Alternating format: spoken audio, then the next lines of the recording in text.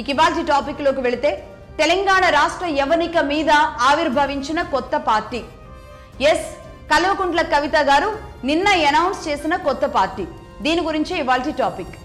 నిజానికి కల్వకుంట్ల చంద్రశేఖరరావు గారు కేసీఆర్ గారి కుమార్తెగా, ఒక ఉద్యమ నాయకుడిగా, ఒక మాజీ ముఖ్యమంత్రిగా 10 ఏళ్ల పాటు తెలంగాణ మీద తనకున్న ఒక ముద్రగా, కేసీఆర్ కుటుంబం నుంచి వచ్చిన కల్వకుంట్ల కవిత తన బిడ్డగా వచ్చి పెట్టిన పార్టీ. ఆ పార్టీకి జరిగిన ప్రచారం, ఆ ఇమేజ్, ముఖ్యంగా ఈ పార్టీ పెడతారా లేదా, పెడితే గనక ఏం పేరు పెడతారు, పార్టీ విధి విధానాలు ఎలా ఉంటాయి, అలాగే దీనికోసం తాను ప్రిపేర్ చేసుకుంటున్న గ్రౌండ్ ఇన్నాళ్ల పాటు, వీటన్నింటి మీద నిన్న ఉదయం నుంచి మధ్యాహ్నం వరకు అనేక మీడియా ఛానల్స్ అన్నీ కూడా కవిత పార్టీ మీదే ఫోకస్ చేసిన పరిస్థితి ఉంది. ఈ నేపథ్యంలో ఎవరైనా సరే ఏం మాట్లాడతారు? నేను స్టార్టింగ్ లో మాట చెప్పాను, అదే తెలంగాణ రాష్ట్ర యవనిక మీద పురుడు పోసుకున్న కొత్త రాజకీయ పార్టీ, తెలంగాణ రాష్ట్ర యవనిక మీద ఆవిర్భవించిన కొత్త రాజకీయ పార్టీ, ఇదే కదా మాట్లాడతారు. కానీ కవిత గారు ఎందుకో ఎవరికి అవకాశం ఇవ్వలేదు, ఈ మాట అనే అవకాశం ఎందుకో ఇవ్వలేదు అనిపించింది నాకు. అలాగే నాకు ఇంకొక పాత సామెత కూడా గుర్తొచ్చింది. అంటే దీన్ని ప్రభుత్వ సామెతగా, రాజకీయ సామెతగా మాట్లాడొచ్చేమో. అదే కొత్త సీసాలో పాత సారా. అంటే ఏదైనా ప్రభుత్వం పాత పథకాన్ని మళ్ళీ కొత్త పేరుతో తీసుకొచ్చినప్పుడు మాట్లాడుతూ ఉంటారు. అదే కొత్త సీసాలో పాత సారా. ఈ అవకాశం కూడా కవిత గారు ఎవరికి ఇవ్వలేదు. ఎందుకంటే ఆవిడ పాత సీసాలో పాత సారానే పోశారు. ఎందుకంటే ఇక్కడ కవిత కొత్త కాదు, కల్వకుంట్ల కవిత కొత్త కాదు, టీఆర్ఎస్ అన్న పేరు కూడా తెలంగాణ ప్రజలకు కొత్త కాదు. సో రెండూ సిమిలర్ గానే ఉన్నాయి. కాబట్టి నేను ఇచ్చే అబ్రివేషన్ ఏంటంటే పాత సీసాలో పాత సారానే పోశారు కవిత గారు. రైట్, ఇదిలా ఉంటాయి.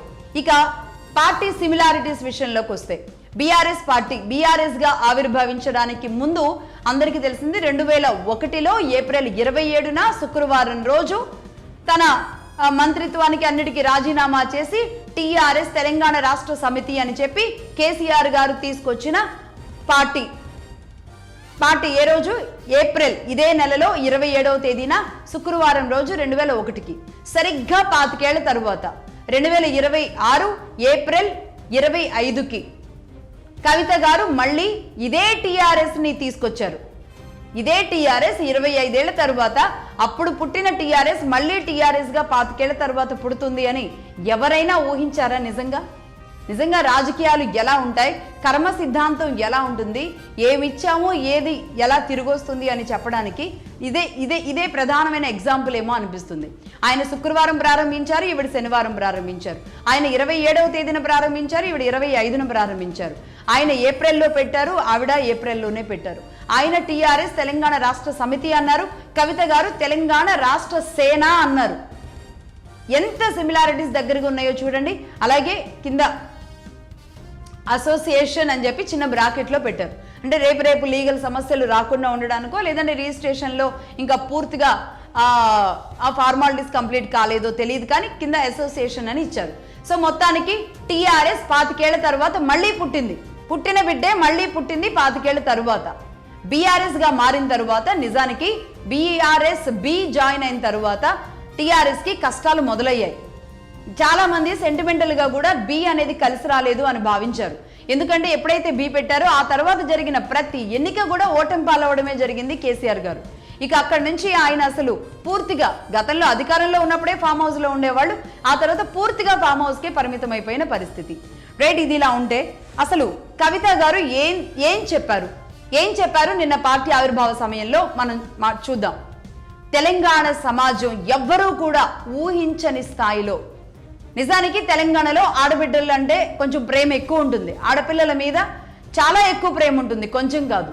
అలాంటిది ఇదే తెలంగాణ సమాజంలో ఒక ఇంటి ఆడబిడ్డ ముఖ్యమంత్రిగా చేసి ఉద్యమ నాయకుడిగా చేసిన అంత పెద్ద ఒక ఇమేజ్ ఉన్న వ్యక్తి, అవునన్నా కాదన్నా అంత ఒక టవర్ పర్సనాలిటీ అని చెప్పాలి కేసీఆర్ గారు. అలాంటి కేసీఆర్ గారి కుటుంబం నుంచి బయటకు వచ్చిన కవిత ఆ ఇంటి బిడ్డగా డైరెక్ట్గా తండ్రికే బాణాలు ఎక్కుపెట్టారు. కన్న తండ్రికే బాణాలు ఎక్కుపెట్టి మాట్లాడారు. కన్న తండ్రి చేస్తున్నది తప్పు అని ఇంత పెద్ద వేదికగా, అలాగే తండ్రి పెట్టిన పార్టీ పేరునే అనౌన్స్ చేస్తూ ధైర్యంగా, బాహాటంగా మాట్లాడడం అనేది నిజంగా తెలంగాణ రాజకీయ జీవిత చరిత్రలో నా భూతో నా భవిష్యత్ అని చెప్పొచ్చేమో. ఇక మీదట ఏ బిడ్డ ఇలా చేయకపోవచ్చు, గతంలో కూడా ఏ బిడ్డ ఇలా చేయలేదు. రైట్, ఇది నాకు స్టార్టింగ్లో చెప్పాలనిపిస్తుంది. రైట్, దాంతోపాటు ఆవిడ తన కన్న తండ్రికి ఎక్కువ పెట్టిన బాణాల్లో మాట్లాడిన విషయాలు. కేసీఆర్ గారు మన మనిషి కాదు మర మనిషి అంటున్నారు. మర మనిషి అంటే ఒక మిషన్ లాగా ఉన్నారు అని. అంటే ఆయన ఏం మిషనో మరి. రైట్, ఇక ఇసుక దందా నేరేళ్ల ఘటన ఇలాంటి విషయాల్ని మాట్లాడారు. ఇసుక దందా విషయం, నేరేళ్ల ఘటన విషయం ప్రతిపక్షాలు ఆ రోజు బలంగా మాట్లాడాయి. అదే విషయాన్ని ఆవిడ ఉటంకించారు. అలాగే వ్యక్తికి స్వేచ్ఛ లేదు, ఫోన్ ట్యాపింగ్స్ జరిగినాయి, ఏ ఇద్దరు కూడా మాట్లాడుకునే అవకాశాలు లేకుండా గత ప్రభుత్వ పాలన ఉంది అని పూర్తిగా గత ప్రభుత్వంలోని పరిస్థితులను మాత్రమే టార్గెట్ చేస్తూ సాగింది కవిత గారి ప్రసంగం నిన్న. ఆనాడు పరిపాలించిన కుటుంబంలో భాగమైనందుకు నేను కొన్ని విషయాలలో సిగ్గుపడుతున్నాను అని చెప్పారు. అంటే ఆనాడు నేను అందులో ఉండడం, ఆ గవర్నమెంట్లో ఉండడం పట్ల నేను సిగ్గుపడుతున్నాను, అలాగే తెలంగాణ ప్రజల్ని క్షమించమని కూడా కోరుతూ ఉన్నాను అని చెప్పారు. తెలంగాణ సాధించినందుకు జన్మ ధన్యమైందని మాత్రం భావిస్తున్నాను అన్నారు. మరి ఆ కుటుంబంలో ఉండడం వల్లే కదా జన్మ ధన్యమైంది, భావిస్తున్నా అన్నారు. అలాగే రేపటి నుంచి మా పనితీరు ఎలా ఉండబోతుందో కూడా మేము మా కార్యాచరణని అనౌన్స్ చేస్తాం, అది చూస్తే మీరంతా షాక్ అవుతారు అని చెబుతున్నారు. అలాగే తెలంగాణకి ఒక అమ్మలా అవ్వాలనుకుంటున్నా అన్నారు. కూతురే కాలేదు ఇంకా అమ్మేమవుతుంది అని ప్రశ్నలు రావా? రైట్, తెలంగాణ సాయుధ వీరుల త్యాగాలను గుర్తు చేశారు. అంటే తెలంగాణ సాయుధ పోరాటం దగ్గర నుంచి మొదలు పెడితే ఆ తర్వాత జరిగిన అనేక పరిస్థితులు, పరిణామాలు అన్నింటినీ కూడా గుర్తు చేశారు. అనేక మంది వ్యక్తుల్ని, అంటే కొమరం భీం దగ్గర నుంచి వరుసబెట్టి కొంతమంది పేర్లు చదివారు. ఆ తరువాత ప్రొఫెసర్ జయశంకర్ గారి దగ్గర నుంచి వరుసబెట్టి అందరినీ కూడా గుర్తు చేసుకున్నారు. సరే, మాట్లాడడంలో అంటే మాటలు నేర్పించాల్సిన అవసరం లేదు, ఎందుకంటే వీళ్ళు కేసీఆర్ గారి పిల్లలు.